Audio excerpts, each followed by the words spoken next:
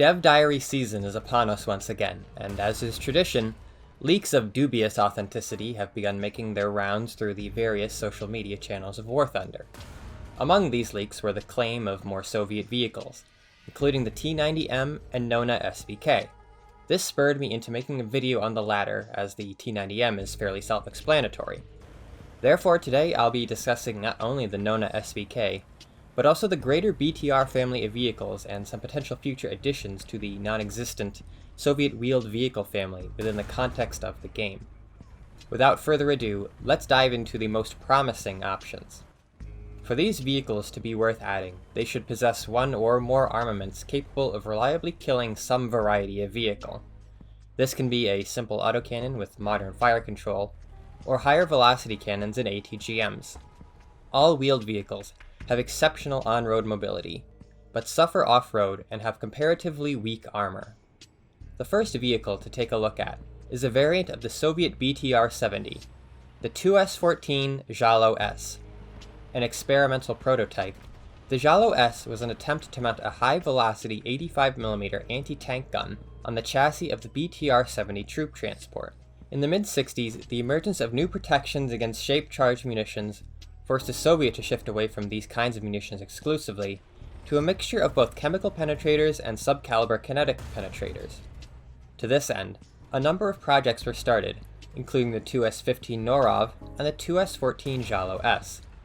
By the mid-70s, the Zhalo S had completed trials. However, by then, newer tanks were immune to its 85mm, which was also unable to fire ATGMs, and so it was eventually rejected. Luckily for War Thunder, the Zhalo S can be backfilled to fight more comparable opponents.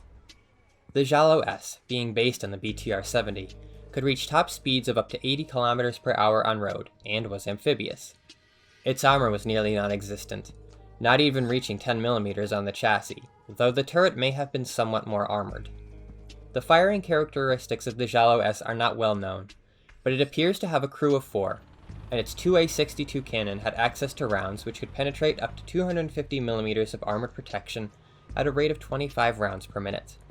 The vehicle could carry 40 rounds of ammunition in total. In War Thunder, the vehicle would do well as a Rank 5 tech tree vehicle, around 8.0, very similar to the Object 906, trading off-road mobility for top speed. Moving on to the next generation of BTRs, the most modernized version of the BTR-80 is the BTR-82A.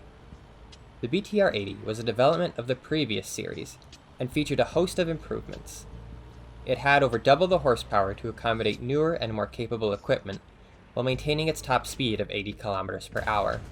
The chassis was redesigned, though still lightly armored. The BTR-82A combines a number of upgrades from previous versions, the most important one being a replacement of the machine gun with a turreted 2A72 30mm autocannon. Other upgrades include an improved armor package, internal SPAL laners, night vision devices, and an even stronger engine. This improved turret was remotely operated, and features a coaxial machine gun and smoke dischargers. The gun could carry up to 300 rounds of all standard 2A72 ammunition. The BTR-82A does not appear to feature any kind of onboard ATGM capabilities. In War Thunder, it would sit decently before the BMP-3s, around 8.3, especially if the BMP-3 was folded with its predecessor, the BMP-2. While on the topic, it would be prudent to discuss the vehicle that inspired this, the 2S23 Nona SVK. There are a few Nonas in the Russian arsenal, including the 2S9 and the SVK. The difference between them is what chassis the turret is mounted on. The 2S9 is mounted on a BTR-D chassis, while the SVK is mounted on a BTR-80 chassis. As the chassis of the SVK remains the same, the only thing to look at would be the turret. The Nona utilizes a rifled 120mm gun mortar, capable of firing high explosive, smoke rounds, and guided munitions, such as the KM8 Gram, with top attack capability. Its conventional round claims to penetrate up to 600 to 650mm of steel armor. The SVK would sit well after the Sturm S, at a BR on par with other top attack vehicles, such as the M3A3 Bradley, and Dardo around 9.3. The next generation of BTRs is also sufficient to hold their own in the game. The BTR-90 is the most modern of the series, and naturally features further improvements from the 80. it has a different turret and improved armor against heavy machine gun fire with optional ERA add-ons. Designed in the 90s, this BTR is the heaviest of the series, but its engine has over 500 horsepower to compensate, giving it a whopping 100 km/h top speed on roads. As with all BTRs, it has an 8x8 wheel layout and is amphibious. The turret of the 90 is taken from BMP-2, but has many improvements and changes. The main cannon was a 30mm 2A42, which can carry 500 rounds of ammunition. Secondary armaments include a coaxial machine gun and 30mm automatic grenade launcher. Much like the BMP-2, a single ATGM would also be mounted on top of the turret, capable of firing 4 9M113 Conquerors missiles. The gunner was also given a thermal sight, and its fire control allows it to attack ground targets at 4 km and helicopters at 2.5. A further development, the BTR-90M, replaces the turret with a copy of the BMP-3s.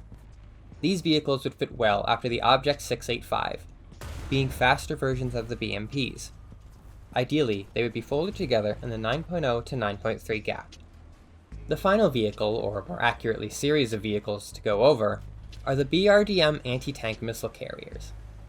There are quite a few variants throughout the years, so for simplicity's sake, I'll discuss them all at once, since the only real improvements are what missiles they carry.